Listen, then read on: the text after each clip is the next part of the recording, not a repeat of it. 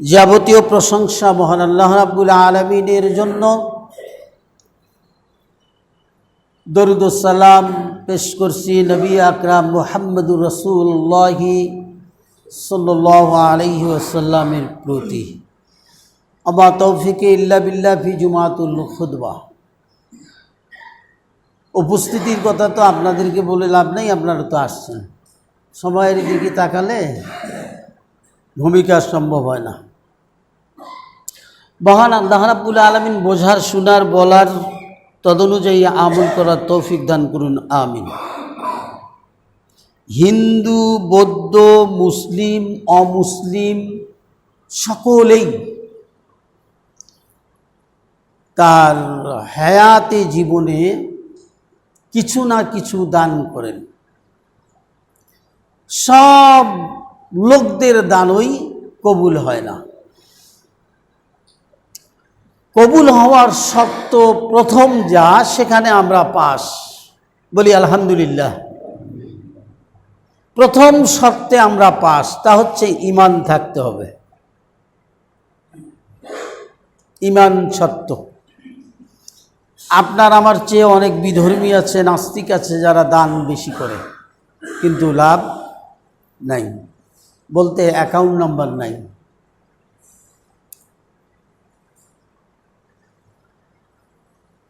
দানের ব্যাপারে আমাদেরও অনেক অনীহা, শিথিলতা। আমরাও অনেকে কল্পনা করি, মনে করি আমরা দান করি তো মসজিদটা হলো, নাউজুবিল্লাহ। মানে আমার উপকার নয়, উপকার হলো মসজিদের। দান করলে তো কমই যায়। খুব মহব্বতের সম্পদ, খুব পরিশ্রম করে উপার্জন করেছি, দান করে কি হবে? ঈদুল আজহার পূর্বে আর মাত্র 2টা জুমা পাবো। বিশেষ কারণে আজকের জুমায় এ প্রসঙ্গত 2-4টি কথা কোরআন এবং হাদিস থেকে, কোরআন এবং হাদিস থেকে আলোচনা করার নিয়ত রেখেছি। এই আলোচনাগুলো বারবার হয় না, আবার অনেকবারই হয়। সেজন্য যে আলোচনাই হোক, কোরআন এবং হাদিসের আলোচনাটা শোনার বিতৃষ্ণা আসে না। একটু যদি শুনি, উপকার আপনার আমার। আপনি আবার মনে করিয়েন না উপকার আল্লাহর। আমি নামাজ পড়ি, আল্লাহর উপকার। দান করি তো আল্লাহর উপকার না, আপনার উপকার। কেন আপনার উপকার? একটু কথাগুলো খেয়াল রেখে খুতবা শুনবেন। সবাই স্বল্পতার কারণে আমি আরম্ভ করে দিচ্ছি। আল্লাহ বলেন, মান জাল্লাযী ইয়াকরিজুল্লাহু করজান হাসানা। আছো কি তোমাদের মধ্যে কেউ আল্লাহকে করজে হাসানা দিবেন? আবার বলা হলো হাসানান, মানে উত্তম। করজান হাসানান, উত্তম করজ। করজের ব্যাখ্যা করতে হবে না, আমরা সবাই বুঝি। এমনকি কেউ আছো, আল্লাহ বলছেন, আল্লাহ বলছেন মান জাল্লাযী, এমনকি কেউ আছো যে ইকরিজাল্লাহ, আল্লাহকে করজ দিবেন। আপনাকে আমি 500 টাকা যদি করজ দেই, করজ হাওলাত, তাহলে আপনি আমাকে 500 টাকা ফেরত দিবেন, এই তো শর্ত। একটা সময় দিলেন, সে সময় দিবেন, এই তো কথা। তারপরেও যদি একটা দিন হেরফের হয়, কত কথা। এখন আল্লাহকে করজ দিবেন, আল্লাহ আপনার নিকট থেকে করজ চায়। তো ওই যে বাচ্চা, যেমন বাচ্চাকে বাবা যেমন খাবার ক্রয় করে নিয়ে এসে বাচ্চার হাতে দেওয়ার পর আবার বাচ্চার কাছে চায়, বাবা আমাকেও একটু দেও তো, একটু দেও না। বাবার কি ওখান থেকে নিয়ে খাওয়াটার ইচ্ছা? না, কি ইচ্ছা সেটা নিজেরাই বুঝেন। সমস্ত সম্পদের মালিক করে দিল আল্লাহ, সে আল্লাহ আপনার কাছ থেকে বলতেছেন কার যে হাসানা কেউ কি দিবা? দিলে কি হবে? ফায়ুজাইফাহু লাহু আজআফান কাসীরান, আল্লাহ রাব্বুল আলামিন তাকে যদি কেউ দেয় তাকে অনেক অনেক গুণ পুরস্কার দিবেন। কাসীরান এখানে বলা হয়েছে দ্বিগুণ, তার অধিক না, এত ব্যাখ্যা করার দরকার নেই। অনেক আল্লাহ রাব্বুল আলামিনের প্রতিদান তাকে অনেক অনেক বেশি দিবেন। আপনি যে 500 হাওলাত দিয়েছেন 500 দিলেই হবে, কিন্তু আল্লাহকে আপনি যা দিয়েছেন তার চেয়ে অনেক অনেক গুণ বেশি করে আল্লাহ রাব্বুল আলামিন আমাকে আপনাকে দিবেন, যারা দান করবেন তাদেরকে। আল্লাহ এই কথাটার পাশাপাশি একটা হুমকি দিলেন, ধমকি দিলেন, বুঝ দিলেন, যে অর্থে বুঝেন সেটা হচ্ছে ওয়াল্লাহু ইয়াকবিজু, আল্লাহ রাব্বুল আলামিন সংকোচন করতে পারেন, সংকীর্ণ করতে পারেন, আল্লাহ ছোট করে দিতে পারেন। আল্লাহ তোমার সম্পদের মধ্যে বরকত না দিয়ে শুধু আটে না, হয় না, কুলাইতে পারি না, এটা করে দিতে পারেন। হিসাব দেখা যায় আপনি আর 10 জনের চেয়ে অনেক অনেক বেশি আপনার আয়, কিন্তু খোঁজ নিয়ে দেখা যায় যে স্বল্প আয়ের মানুষও আপনার চেয়ে শান্তিতে আছে। তার মানে ইকবিজুল্লাহ, আল্লাহ আপনার ইকবিজুল্লাহ, আল্লাহ রাব্বুল আলামিন আপনার ওই সম্পদের মধ্যে বরকত দেননি, সংকীর্ণতা রেখেছেন। এ কারণে তাহলে আল্লাহ বললেন ইয়াকবিজু ওয়া ইয়াবসুতু, আল্লাহই সংকীর্ণ করে দেন, আল্লাহই প্রশস্ত করে দেন। বুঝলেন? আপনার কাছ থেকে কর্জে হাসানা চাইল আল্লাহ, যে বলল আল্লাহ, যে আল্লাহ তোমার সংকীর্ণ করে দেন, বৃদ্ধিও করে দেন, সেই আল্লাহ কিন্তু চাইছে।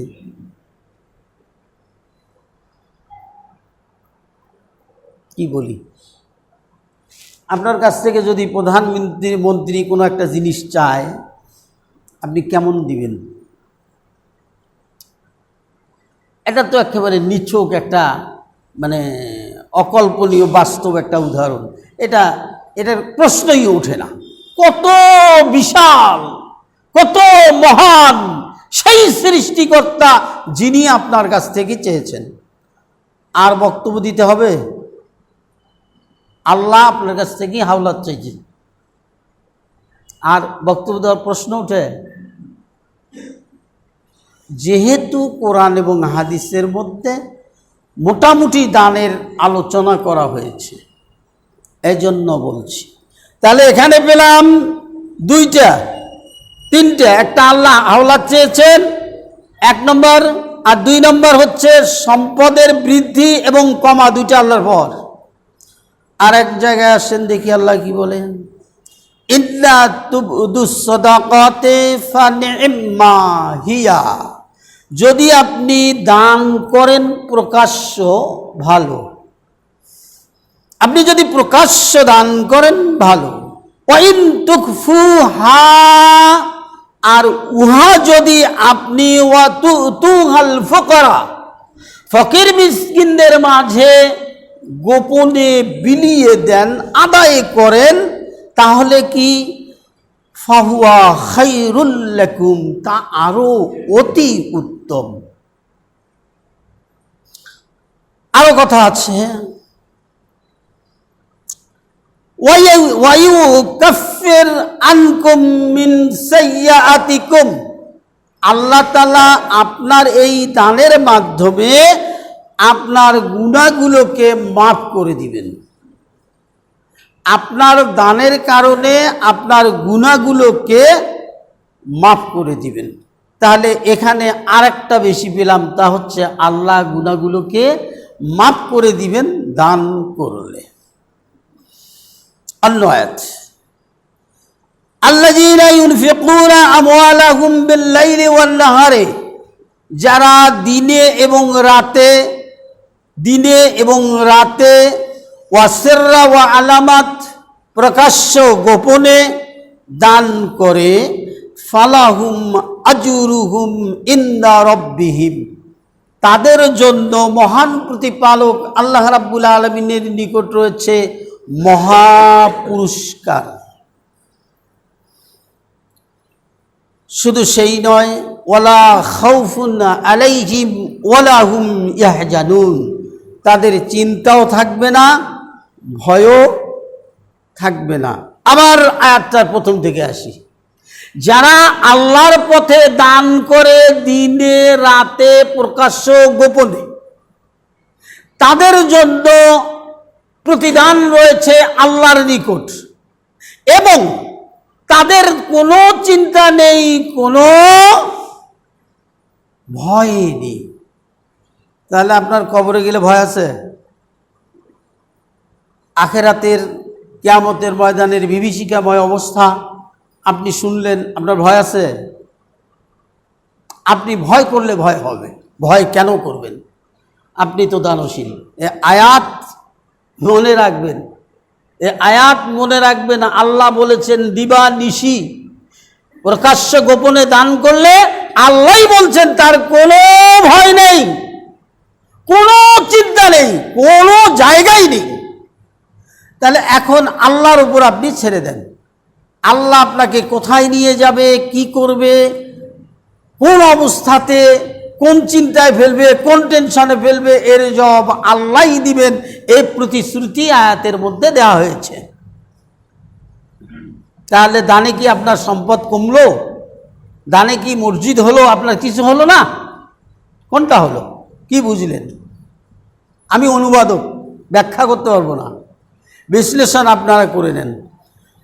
আল্লাহ রাব্বুল আলামিন বোঝার তৌফিক দান করুন, আমিন। এখানে আয়াতের মধ্যে সম্মানের কথা বলা হয়েছে, সময় কম এজন্য বলছি না।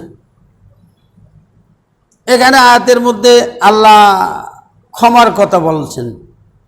ইন তুকরিজুল্লাহু কারজান হাসানান ওয়া ইউজাইফু লাকুম ওয়া ইয়াগফির লাকুম আল্লাহু শাকুরুন। আল্লাহ রাব্বুল আলামিন তাকে যা যা দান করবেন তাকে সম্মান দিবেন। সময় কম, একটু এড়িয়ে যাচ্ছি।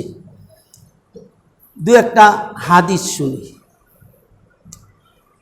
আসহাবে রাসূল সাল্লাল্লাহু আলাইহি ওয়াসাল্লাম, রাসূল সাল্লাল্লাহু আলাইহি সাল্লামের সাহাবা রাসূলকে জিজ্ঞেস করলে তিনি বলেন, সাহাবা বলছেন যে আন্নাহু সামিআ রাসূলুল্লাহ সাল্লাল্লাহু আলাইহি ওয়াসাল্লাম, আমি রাসূল সাল্লাল্লাহু আলাইহি সাল্লামের নিকট থেকে শুনেছি, ইয়াকুলু, তিনি বলেন, ইন্না জিল্লাল মুমিনা কিয়ামাতে সাদাকা, কিয়ামতের ময়দানে সাদাকা হবে দানকারীর ছায়া।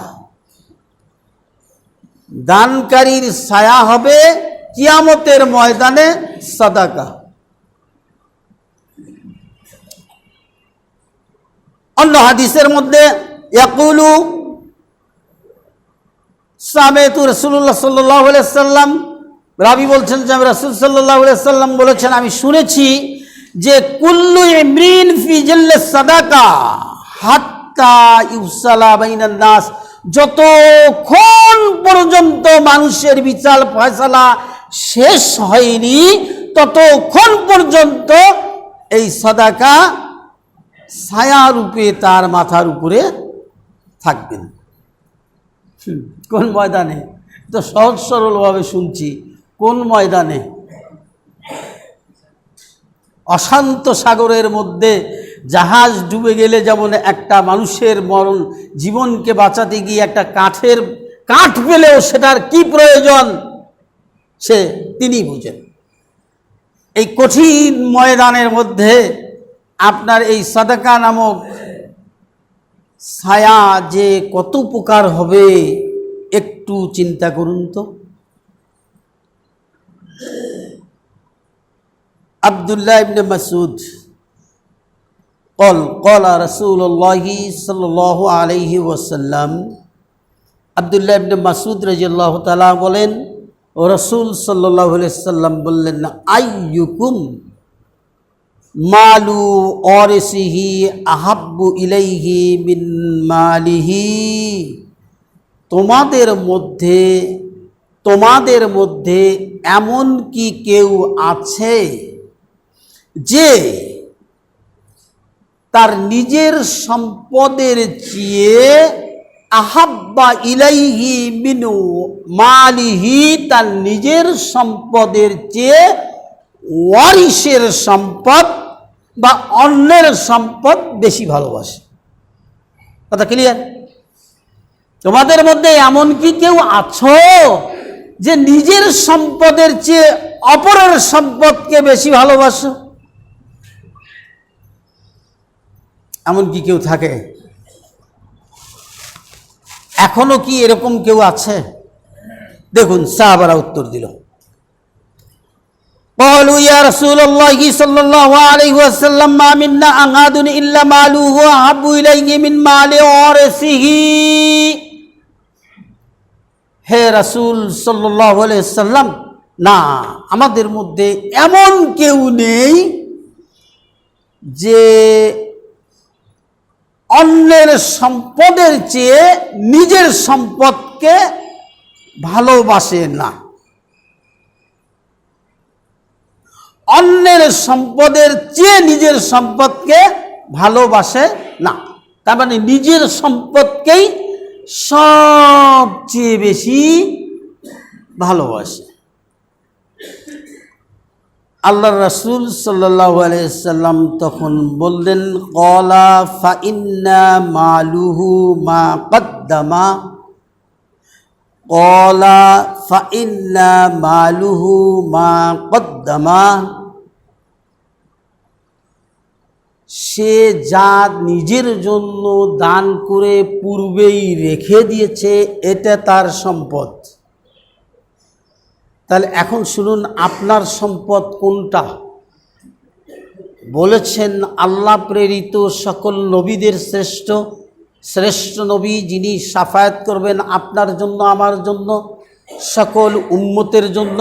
শাফায়াত করার সর্বপ্রথম অনুমতি যিনি পাবেন সেই লোকটা যাকে নিয়ে বিশ্ব আজও তাদের বিজ্ঞানাগারে চিন্তা করে, গবেষণা করে, সেই লোকটা বলছেন আপনার সম্পদ কোনটা? আপনার সম্পদ হলো, আল্লাহ রাসূল বললেন আপনার সম্পদ হলো আপনি যা পূর্বে প্রেরণ করেছেন। আপনি যা পূর্বে প্রেরণ করেছেন, পূর্বে বলতে আপনার মৃত্যুর পূর্বে, ওয়ারিসিহি আখার, যা রেখে গেলেন সেটা আপনার ওয়ারিসের সম্পদ, আপনার সম্পদ নয়। আপনি ইন্তেকাল হওয়ার সঙ্গে সঙ্গে, মারা যাওয়ার সঙ্গে সঙ্গে সম্পদ আর আপনার নয়। আপনার কবরটাও হলো আপনার জায়গায় নয়।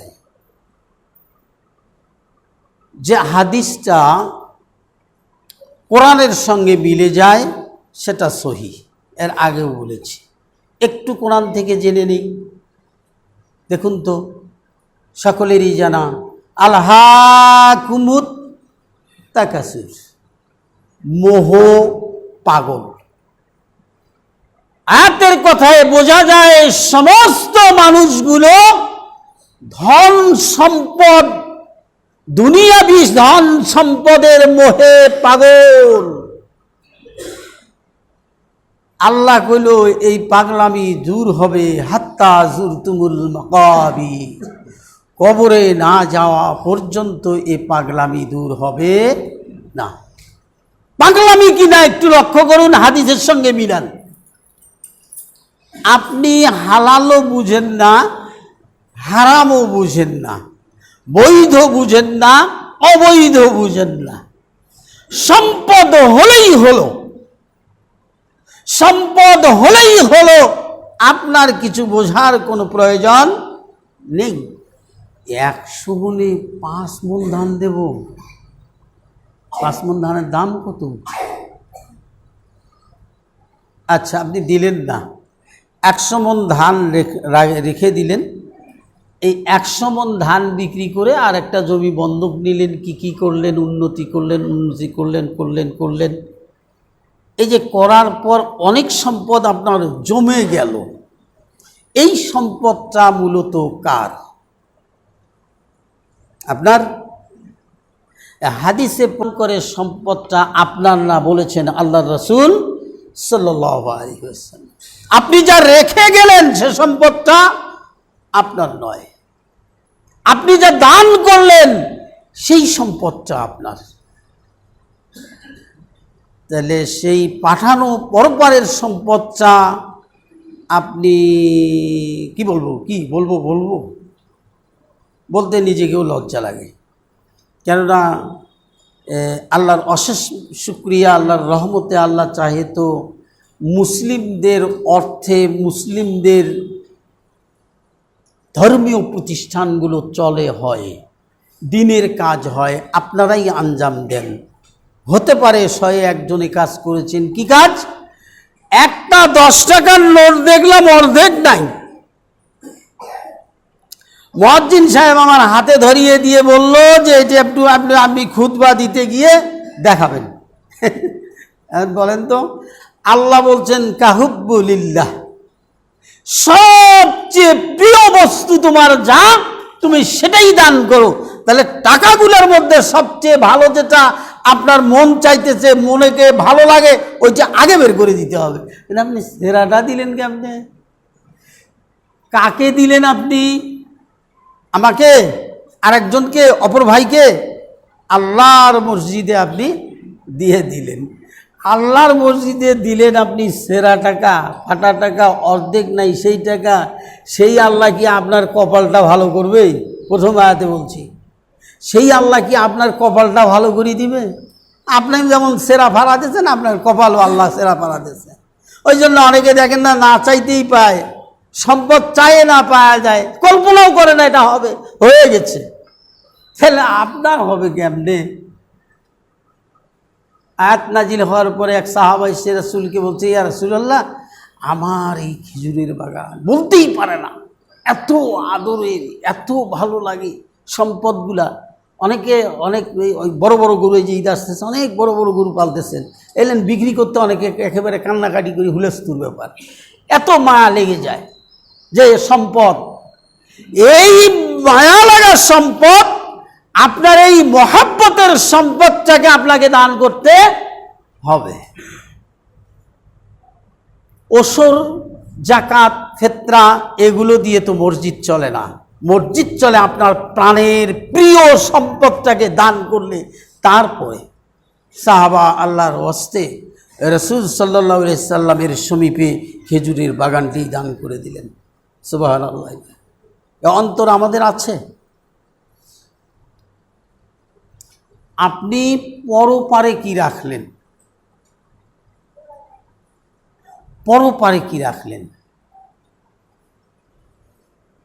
ইজাল কুবুরু বুসিরাত, কবরকে যখন, কবরগুলোকে যখন উন্মোচন করে দেওয়া হবে, কবরগুলোকে যখন খুলে দেওয়া হবে, আলিমাত নাফসুম মা কদ্দামাত ওয়া আখারাত।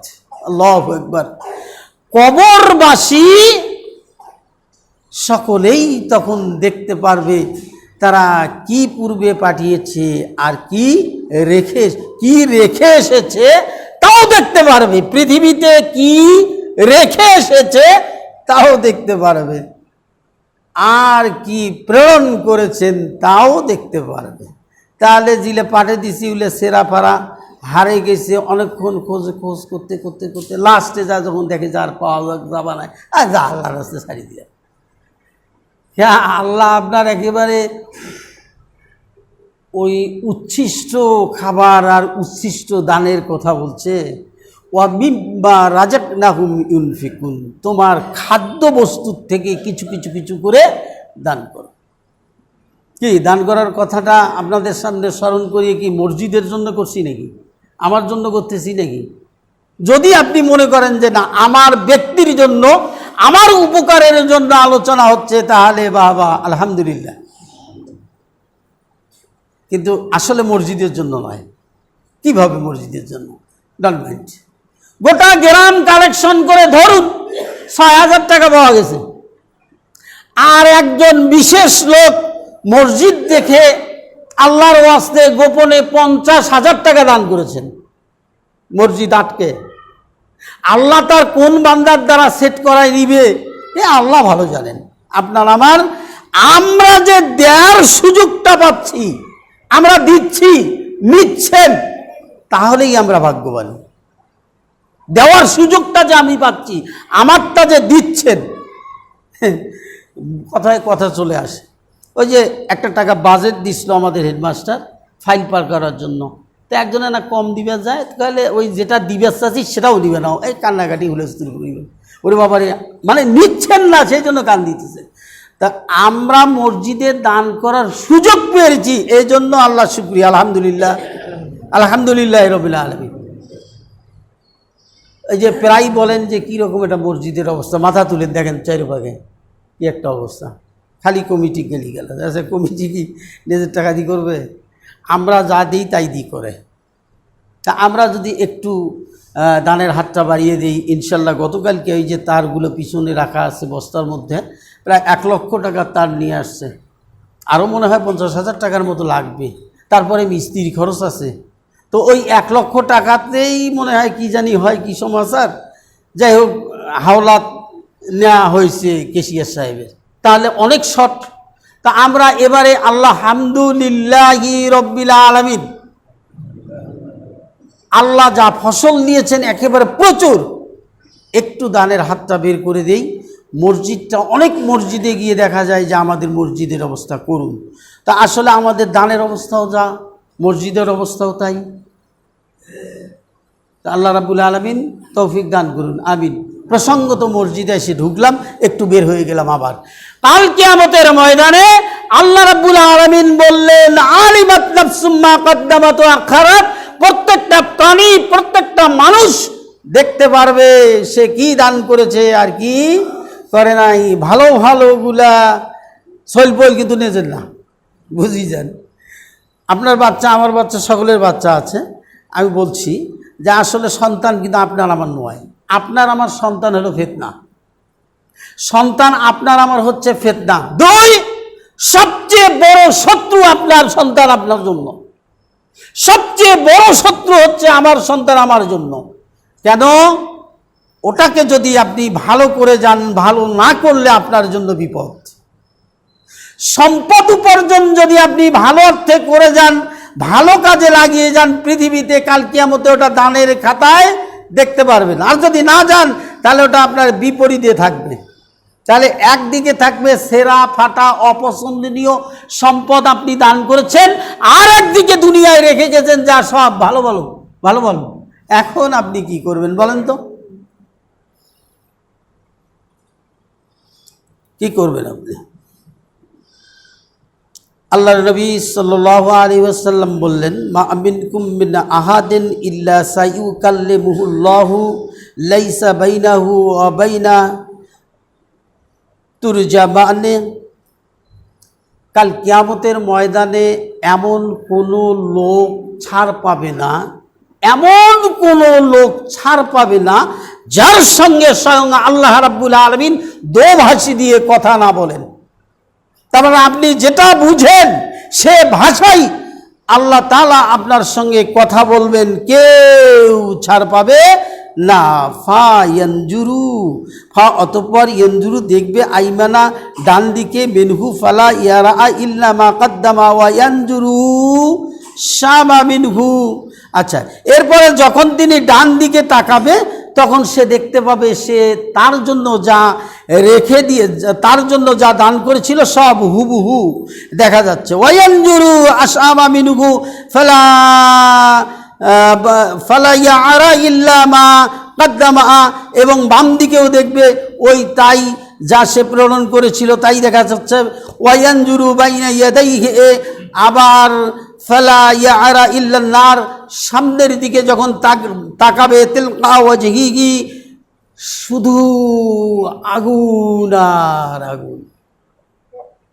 ডানে তাকাবে, পৃথিবীর থেকে যা প্রেরণ করা হয়েছিল তাই দেখা যাবে, দান হোক আর পৃথিবীতে রেখে যাওয়া হোক। বামে তাকাবে, ওই তাই। এরপরে সামনে তাকাবে, আল্লাহর নবী সাল্লাল্লাহু আলাইহি সাল্লাম বললেন তখন সে শুধু দেখতে পারবে আগুন আর আগুন। এই জায়গায় আল্লাহর নবী সাল্লাল্লাহু আলাইহি সাল্লাম বললেন ফাত্তাকুন্নার, সুতরাং অবশ্যই এই এখনই একের পরপর মুহূর্তেই তোমরা কি করো, ওই জাহান্নামের আগুনকে ভয় করো, ওই জাহান্নামের আগুনকে ভয় করো, যদিও বা ওয়ালাউ বিশিক্কিন তামারাতিন।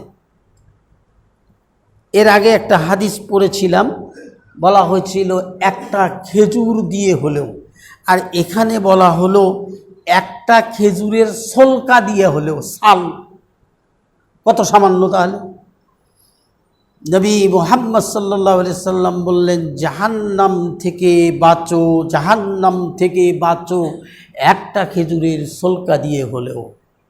কি বুঝাতে চাচ্ছি আপনাদেরকে কোরআন এবং হাদিস থেকে তরজমা করে, ব্যক্তিগত কথা লাগাইনি। যদি বুঝতে পারেন আমি এ জীবনে আছি, বল তুসিরুল হায়াতাদ দুনিয়া, দুনিয়াটা আমার কাছে সামান্য, আমাকে এই চলে যেতে হচ্ছে, এই মাত্র, এইটা যে কখন কোন মুহূর্ত তা আমরা জানি না, এই মুহূর্তেই আমাকে চলে যেতে হবে। এটা যদি মনে করেন তাহলে যতক্ষণ বেঁচে আছেন ভালোগুলা দান করুন, খারাপগুলা রেখে দেন, তাহলে ওই পারে ভালো হবে, এ পারে যা হয় হবে। ওই যে বললাম আপনার আমার সন্তান সবচেয়ে বড় নেয়ামত হলো হাত পা মাথা মস্তিষ্ক ভালো দিয়েছেন, আল্লাহ বিশাল সম্পদ দিয়েছেন, 2 বিঘা জমির কোনো প্রয়োজন নেই, ও যদি কর্ম করতে পারে আল্লাহ তাকে যে অস্ত্র দিয়েছে, এই অস্ত্র লক্ষ কোটি কোটি পৃথিবীর কোনো সম্পদ দিয়ে সে এটাকে কিনতে পারবে না। পারবে? আপনার কানটা কুত্তে ডাকে বোঝেন, গরু ডাকে বোঝেন, ছাগল ডাকে বোঝেন, আপনার মা ডাকে বোঝেন, আপনার স্ত্রী ডাকে বোঝেন, কান কিন্তু একটা, জিহ্বা কিন্তু একটা, বিশ্লেষণ করলাম না, চোখ কিন্তু একটা, আপনি যাই যেমন বসে আছেন তাকে আমি তেমন দেখছি, কালামকে সালাম দেখতেছি না, সালামকে কালাম দেখতেছি না। পারবেন পৃথিবীর কোন সম্পদ দিয়ে এর দাম দিতে? তাহলে আপনাকে আল্লাহ যে বডিটা দিয়েছেন, এই বডির নেয়ামত আপনি একে রক্ষার জন্য, কিয়ামতের ময়দানে রক্ষার জন্য, এহলৌকিক শান্তি পারলৌকিক মুক্তির জন্য দান করুন। আল্লাহ রাসূল সাল্লাল্লাহু আলাইহি ওয়াসাল্লাম বলেছেন ফাত্তাকুন্নার, ফাত্তাকুন্নার, ফাত্তাকুন্নার, জাহান্নাম থেকে বাঁচুন, জাহান্নাম থেকে বাঁচুন। যে তার কোনো সীমা নেই, যার কোনো সময় নেই, যে 1 বছর 2 বছর জেল হলো তারপর মুক্তি পাবো না, যে হায়াতের শেষ নেই। আল্লাহ তাআলা আমাদের সকলকে সমভাবে বুঝার তৌফিক দান করুন, আমিন। সে অনুযায়ী আমল করার তৌফিক দান করুন, আমিন। আল্লাহ আমাদের সকলের জীবনের জানা অজানা সমস্ত গুনাহগুলোকে মাফ করে দিন। যত মুমিন মুমিনাত কবরে শুয়ে আছে সকলের কবরকে আল্লাহ জান্নাতের নূর দ্বারা আচ্ছাদিত